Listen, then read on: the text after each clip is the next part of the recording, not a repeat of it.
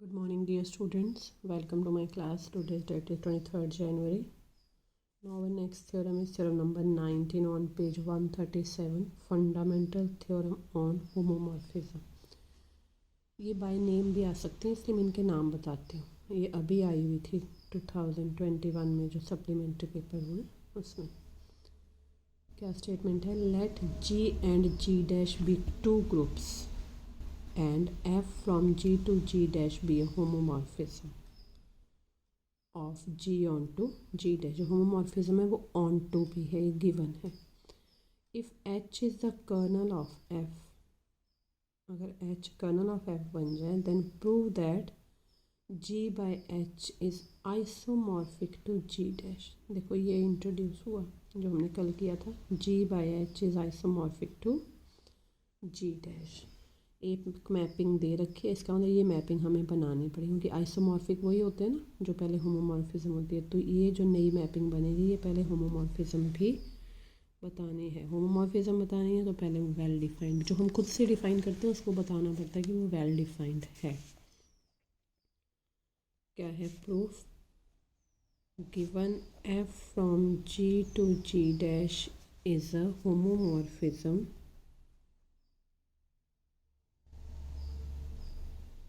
Which is onto. जो दिया उसको अच्छे से लिखना। Also given H equals to kernel of F, that is H कैसा है? Colonel F। कर्नल F कैसा होता है? All those X belongs to G such that Fx equals to E dash. ये हमें पता होना चाहिए। E डैश किसको बिलोंग करता है? G डैश को।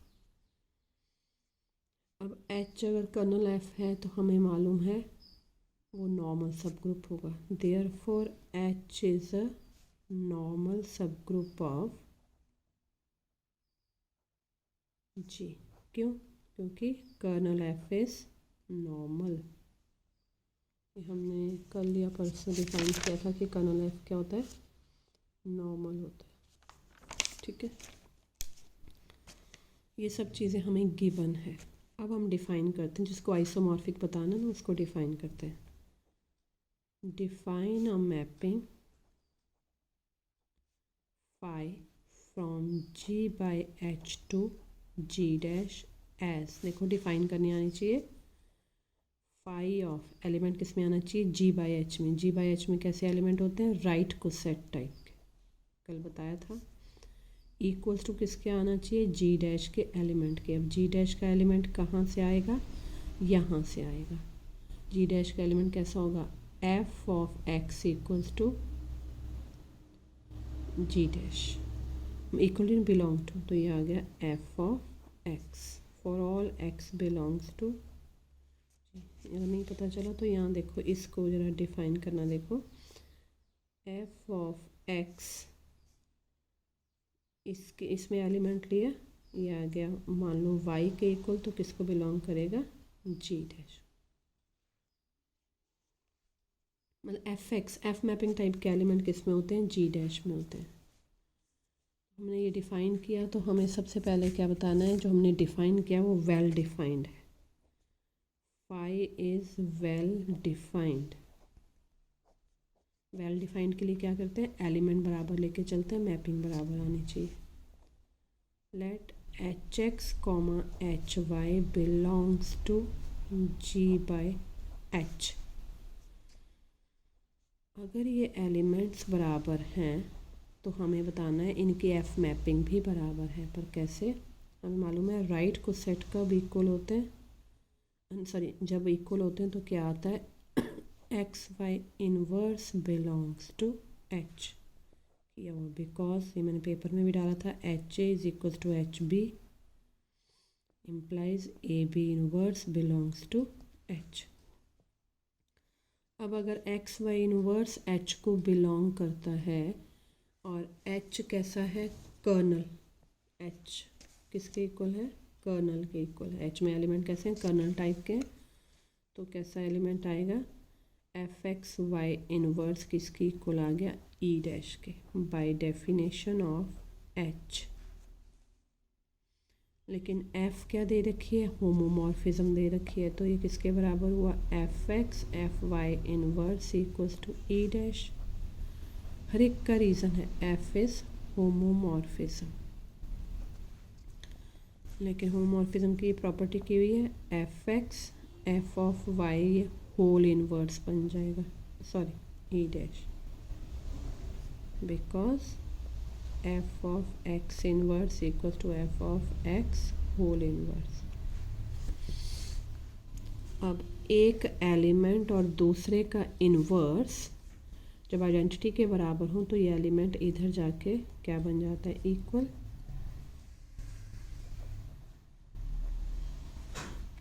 देखो ना, इसका इन्वर्स है, इन्वर्स इधर गया, ये इन्वर्स मीन्स नीचे, नीचे का इधर गया तो यहाँ मल्टीप्लाई हो गया, आइडेंटिटी से मल्टीप्लाई हुआ, एलिमेंट रिमेन्स सेम। तो दिस इम्प्लाइज एफ एक्स किसके इक्वल है, फाई के, फाई अभी डिफाइन किया, फाई ऑफ एच एक्स, और एफ वाई किसके इक्वल हो जाएगा फिर फाई ऑफ एच वाई। यही हमें प्रूव करना था कि जब एलिमेंट्स बराबर हों तो इनकी फाई एफ मैपिंग नहीं, अब सॉरी फाइयों की, फाई को डिफाइन करें तो फाई मैपिंग भी क्या होनी चाहिए, बराबर होनी चाहिए। Therefore phi is well defined. अब फाई वेल डिफाइंड हो गया तो अब उसको आइसोमॉर्फिक होने के लिए पहले वो होमोमॉर्फिज्म होगा, फिर वो वन वन होगा, फिर वो ऑन टू होगा। नेक्स्ट है फाई इज होमोमॉर्फिज्म। होमोमॉर्फिज्म के लिए क्या करते हैं, phi of H X into H Y पहले लेते हैं, let H X comma H Y belongs to G by H, then H X into H Y मैंने कल बताया था किसके इक्वल होता है, एच एक्स वाई। होमोमॉर्फिज्म के लिए क्या बताएंगे, phi of H X into H Y किसके इक्वल होना चाहिए, phi of H X into phi of H Y. लेकिन डेफिनेशन से ये बना phi H X Y, phi किया ना H X into H Y क्या होता है, एच एक्स वाई। अब फाई एच एक्स वाई किसके इक्वल है, फाई की डेफिनेशन से देखो, अगर यहाँ एक्स वाई लगा दें तो वो भी क्या बन जाएगा, F X Y, F X Y. लेकिन एफ तो क्या है, होमोमॉर्फिज्म है, बिकॉज एफ इज होमोमॉर्फिज्म। अब एफ एक्स किसके इक्वल है, क्योंकि डिफाइन किया हुआ फाई, फाई एच एक्स, और एफ वाई किसके इक्वल है, phi H Y, implies phi of H X into H Y किसके इक्वल आ गया, phi of H X into phi of H Y, that is phi is a homomorphism. Homomorphism हो गई। अब बताने हैं one one, phi is one one, one one के लिए मैपिंग बराबर लेके चलेंगे, एलिमेंट बराबर आने चाहिए। नाउ फाई ऑफ, ये सब कुछ फाई के लिए हो रहा है, एफ के लिए ऑलरेडी डिफाइन है, phi H X is equal to phi H Y, क्या इम्प्लाई करना चाहिए, H X equal to H Y, लेकिन डिफाइन करते हैं, फाई एच एक्स इसके इक्वल है एफ एक्स के, एच वाई किसके इक्वल है, एफ वाई के। यहाँ थोड़ा सा करना पड़ता है उसी की तरह से, वेल डिफाइन। ये वाई जब इधर आएगा तो ये क्या बन जाए, वही स्टेप्स बिल्कुल बैकवर्ड चलेंगे। इधर आया तो यहाँ आइडेंटिटी रहेगी, क्योंकि एफ एलिमेंट है, एफ एलिमेंट किसके होते हैं, जी डैश के, तो आइडेंटिटी भी किसकी रहेगी, जी डैश की। इसको हम लिख सकते हैं एफ वाई इनवर्स, मैंने रीजनिंग सारी पीछे बता दी है। इसको हम लिख सकते हैं F of X Y inverse equal to E dash, because F is homomorphism. X Y inverse equal to E dash का मतलब है ये एक्स वाई इनवर्स किसको बिलोंग कर रहे हैं, एच को। वैसे तो कर्नल को करते हैं ना, वो कर्नल किसके इक्वल है, एच के। अब एक्स वाई इनवर्स एच को बिलोंग कर रहे हैं तो क्या आएगा, H X equal to H Y, that is phi is one one. देखो फाइव मैपिंग लेके चले थे बराबर, एलिमेंट आ गए बराबर, तो फाइव बन गया 1 1। अब आ गया phi is onto. Let, मैंने बताया ऑन टू के लिए हम हमेशा कोडोमेन में एलिमेंट लेके चलते हैं। y belongs to g dash, therefore f from g to g dash, sorry not therefore, since f from g to g dash is on to, therefore there exists x belongs to g such that, ये मैंने starting में आपको बताया। अब F X equals to Y है, इसका मतलब क्या हुआ, एफ एक्स कौन है, H X, sorry F X H X नहीं, एफ एक्स है वाई, तो इसका ले लिया H X, right coset, ये किसको बिलोंग करेगा, जी बाई एच को, such that phi of H X equals to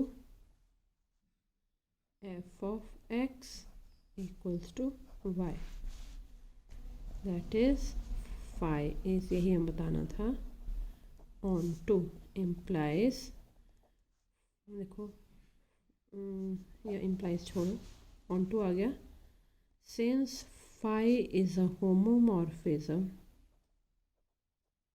which is 1 1, same question पहले भी किया है, which is 1 1 and on to, so phi is an isomorphism, अगर phi isomorphism बन जाए तो उन ग्रुप्स को क्या कहते हैं, isomorphic, therefore g by h is isomorphic to g dash, very very important है। तो ये हमारी होमोमॉर्फिज्म की इम्पॉर्टेंट थ्योरम्स ख़त्म हो गई। इसके साथ ही ऑलमोस्ट यूनिट 3 ख़त्म है, लेकिन मैं कुछ क्वेश्चन करवा देती हूँ जो पेपर में आए हुए हैं, 1-2 दिन और हम कर लेते हैं, ठीक है। That's all, thank you very much.